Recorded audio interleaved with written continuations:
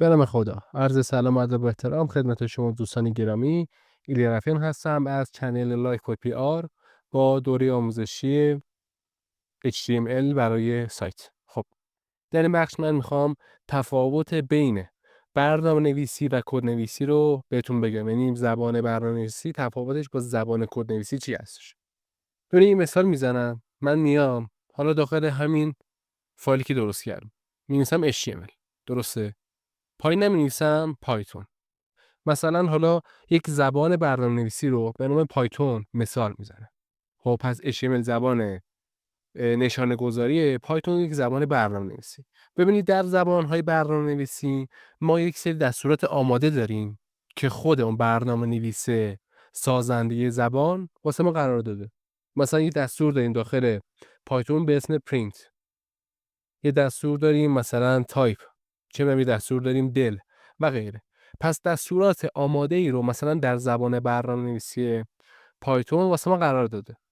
علاوه بر اینها ما میتونیم دستورات شخصی سازی شده رو هم بسازیم. پس من اینجا می‌نویسم دستورات شخصی سازی شده. درسته؟ یعنی دستوراتی که هر برنامه‌نویسی بیاد واسه خودش بسازه. حالا تفاوتش با HTML چیه؟ HTML دیگه دستورات شخصی سازی شده رو نداره. فقط دستورات آماده رو داره. فقط دستورات آماده که از پیش تعیین شده اند. درسته؟ پس HTML فقط دستورات آماده رو داره که از پیش تعیین شده. اما یک زبان برنامه‌نویسی علاوه بر دستورات آماده میتونیم دستورات شخصی سازی شده رو هم بسازیم. حالا اونایی که پایتون کار کردن به این شکل ما می‌نوشتیم داخل پایتون.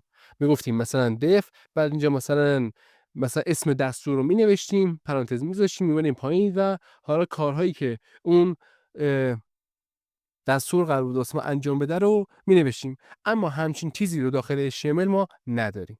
یعنی بخوام خیلی ساده بگم HTML همش حفظیه. همش شما قراره دستورات رو یاد بگیرید. دستورات همش حفظیه.